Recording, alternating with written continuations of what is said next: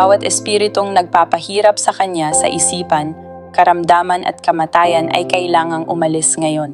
Ako po si Donalyn mula sa Ifugao. Nakilala ko si Apostle Catherine noong 2023. Noon ay isa akong youth leader at labis ang aking pagkauhaw para sa higit pa.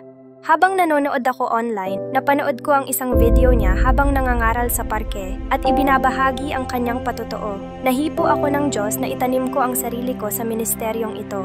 Isa sa mga panalangin ko nang isuko ko ang aking buhay ay magkaroon ng isang espiritual na pinuno, isang mas nauna sa akin sa pananampalataya. Siya ang naging sagot ng Diyos sa aking panalangin. Nagpapasalamat ako sa Diyos sa paggabay niya sa akin sa pamamagitan ni Apostle Catherine dahil dumaraan ako noon sa matitinding mga espiritual na pagsubok kaliwat kanan. Habang ginagamit ako ng Diyos, naririnig ko ang napakaraming tinig at nabubuhay ako sa kasinungalingan. Sa pamamagitan ng mga pagtuturo at pagsasanay ni Apostol, natutunan kong tumindig at lumaban sa kaaway. Ang kanyang mga aral ang nagpalaya sa akin mula sa napakaraming kasinungalingang pinaniwalaan ko sa buong buhay ko. Kamakailan lamang, habang pinapanood ko ang Revival is Now Philippines, hindi ko alam na kailangan ko palang mapalaya mula sa problema sa pagtulog. Tuwing gigising ako sa umaga, palagi akong nakakaramdam ng bigat sa katawan. Maya-maya, idineklara ni Apostol, may isang tao rito na may problema sa pagtulog.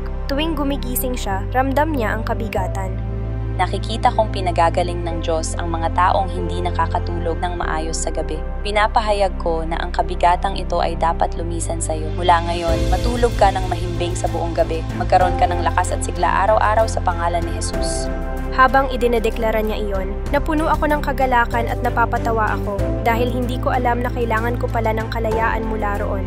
Yung business po namin is agri-supplies, so kailangan ko magkilo ng mga bigas at feeds. Noon din ay may pananakit ako sa aking likod. Noong pabiyahe po ako, nararamdaman ko yung sakit dito sa likod ko. Muli, idineklara ni Apostle mula sa video, may taong may pananakit sa likod.